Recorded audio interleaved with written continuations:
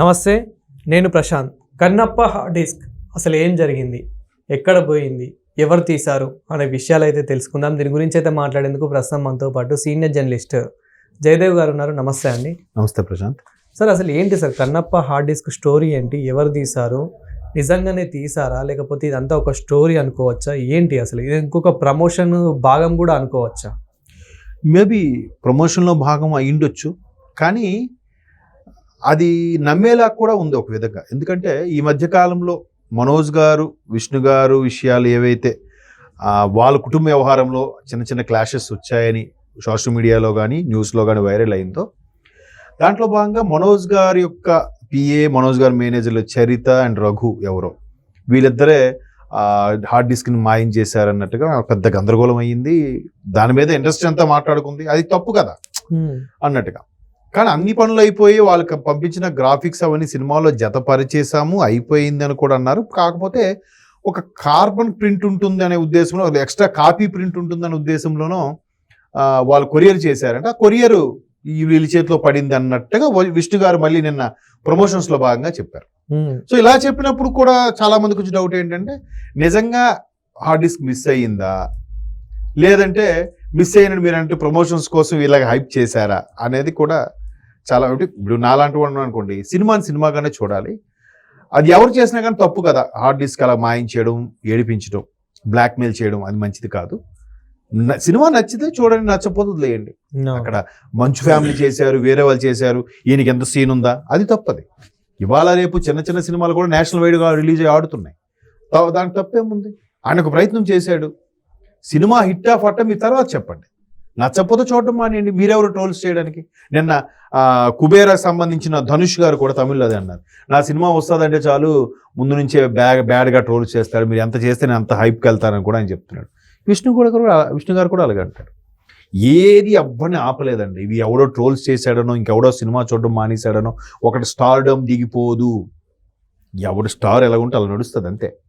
So ఇవన్నీ పక్కన పెడితే ఒక మోహన్ లాల్ కంప్లీట్ యాక్టర్, ఒక అక్షయ్ కుమార్ బాలీవుడ్ సూపర్ స్టార్, తర్వాత the great pan India star rebel star Prabhas గారు, ఎంతమంది ఆర్టిస్టులు ఉన్న సినిమాకి అసలు అంతమందికి ఒప్పించి చేపించుకున్నాడంటే దర్శకుడిలోనూ ప్రొడ్యూసర్ అయిన విష్ణులో కూడా టాలెంట్ లేకపోతే వాళ్ళు ఒప్పుకుంటారా?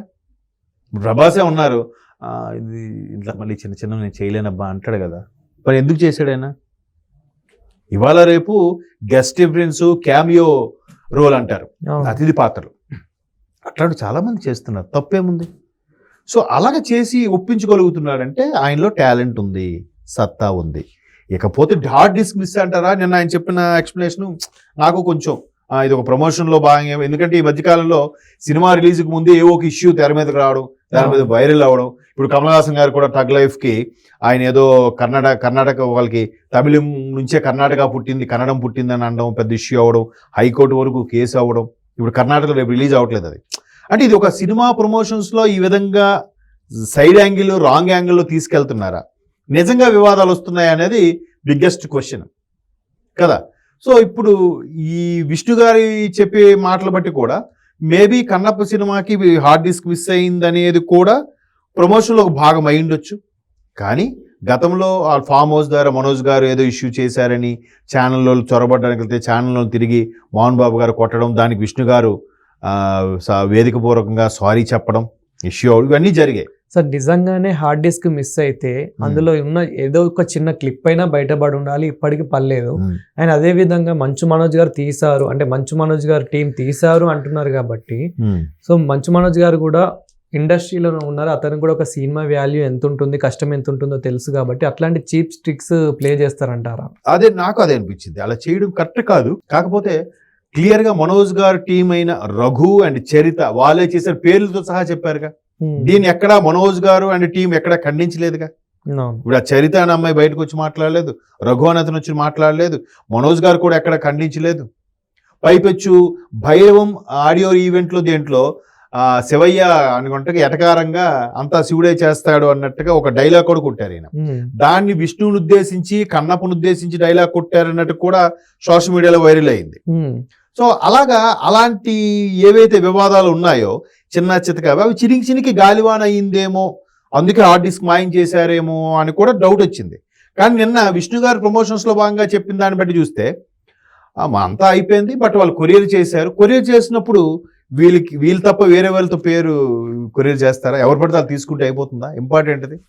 పైగా ఇవాళ రేపు ముంబాయి హైదరాబాద్ అంటే ఏదో అంటే మనలాంటి వాడు దిల్సుఖ్నగర్ వెళ్ళి వచ్చినట్టే, ఏదో అమీర్పేట నుంచి దిల్సుఖ్నగర్ వెళ్ళి వచ్చినట్టుగా వాళ్ళు ముంబై వెళ్ళి వచ్చేస్తారు పర్సనల్గా ఎవరో ఒకరు, లేదా అక్కడ నుంచి ఎవరో మిత్రుడు వస్తే వాళ్ళ ద్వారా పంపించంటారా అంటారు. కొరియర్ చేస్తారా? పోనీ కొరియర్ చేసిన దానికి ఒక పాస్వర్డ్ ఉండదా? పోనీ ఆ పాస్వర్డ్ ఎలా క్రాష్ చేస్తారు? అందరికి తెలిసే పాస్వర్డ్ అయితే పెట్టరుగా. వాడు పర్టికులర్గా ఇలా పంపిస్తున్నాను అని చెప్పి ఆ పాస్వర్డ్ తర్వాత ఫోన్లో చెప్పడమో ఏదో చేయడమో చేస్తాడు. వాడు మెయిన్ ప్రొడక్షన్ వాడికి ఒక మెసేజ్ పెడతాడు. ఇవన్నీ తెలియకుండా ఎలా అవుతాయంటారు? అంటే ఇలాంటి డౌట్లన్నీ వచ్చినాడు. మీరు అన్నట్టు ఒకవేళ నిజంగా తస్కరించుంటే చిన్న క్లిప్ అయినా పాటికి బయటకు వచ్చి ఉండాలి.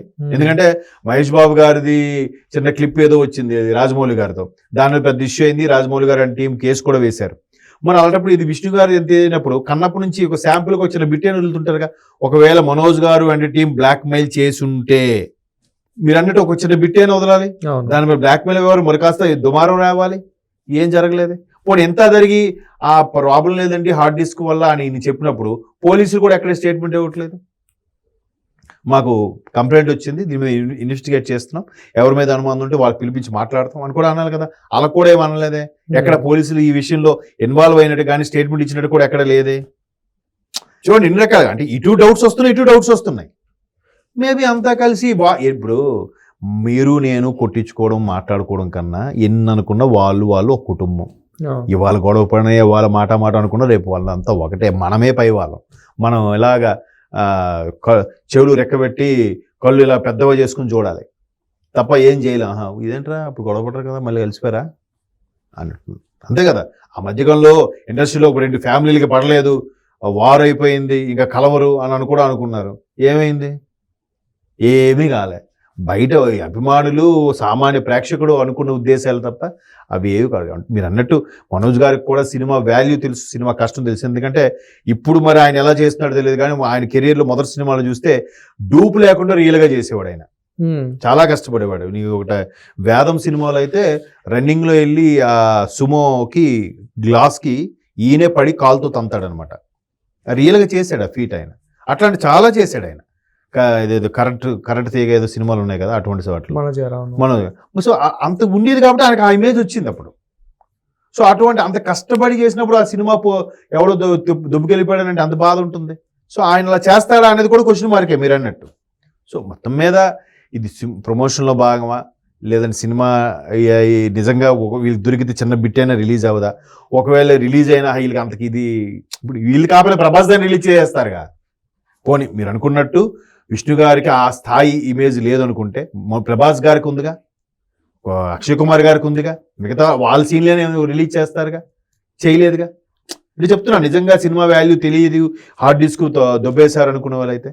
సో ఈ అన్నిటి అనుమానాల మీద ఓకే ఇది ప్రమోషన్స్లో భాగమా లేదంటే ఇంటర్నల్గా వచ్చిన ఇష్యూస్ని వీళ్ళు ఇలాగా ఎవడో ఒకడు లీక్ చేసి మనోజ్ గారు క్యాజువల్గా ఏదో మనోజ్ గారికి అభిమానం ఎవడో అని ఉంటాడు, లేదా హార్డ్ డిస్క్ తీసి మొత్తం ఏదో నెట్లో పెట్టేయాలి సరదా తీరిపోద్ది వీళ్ళు. కానీ ఎందుకు మనోజ్ గారి మీద అభిమానంతో పక్కనున్న అన్నయ్య మీదకి ద్వేషం కక్కుతాడు ఆ అభిమానం అనేవాడు. అంతే కదా.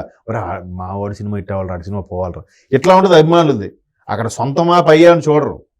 మా చిరంజీవి గారి సినిమా హిట్ అయింది, బాలయ్య గారి సినిమా పోతే బాగుండరా, వెంకటేష్ గారిది పోయిందిరా, నాగార్జున గారి హిట్ అయితే బాగుండరా. అభిమానుల ఆలోచన అలా ఉంటుంది. సో దాన్ని ఈ విధంగా హైప్ చేశారు అనేది కూడా తెలియదు. నిజంగా పుకారా వాస్తవమా అనేది తెలియదు. ఎందుకంటే మీరు అన్నట్టు ఆ లీక్ లేవు బయటికి రాలేదు కాబట్టి. సో ఫైనల్గా ఇదంతా కూడా ఒక ప్రమోషన్ అనుకుందాం అంతే. Thank you sir. Thank you.